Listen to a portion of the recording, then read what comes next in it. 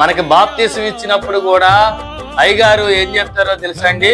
అమ్మా, ఈ లోకంలో నీకు శ్రమలు వస్తాయి, ఈ లోకంలో నీకు ఇరుకులు వస్తాయి, ఇబ్బందులు వస్తాయి.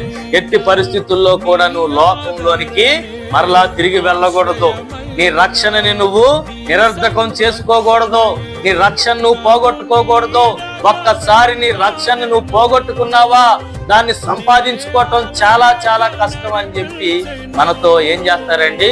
ప్రతిజ్ఞ చేపిస్తారు. అవునా కాదా అండి? ప్రతిజ్ఞ చేపిస్తారు. వాళ్ళకి చెప్పింది కూడా అదే. స్వయంగా దేవదూతలే వచ్చి, అమ్మా మీరు వెనక్కి తిరిగి చూడకూడదు. ఏంటండి? వెనక్కి తిరిగి చూడకూడదు, వెళ్ళిపోండి అన్నాడు. అందరూ నలుగురు పరిగెడుతున్నారు. నలుగురు వాళ్ళకి పట్టుకుంది బట్టలు పట్టుకున్నారు, మరి ఏం పట్టుకున్నారో మొత్తానికి పరిగెడుతున్నారండి.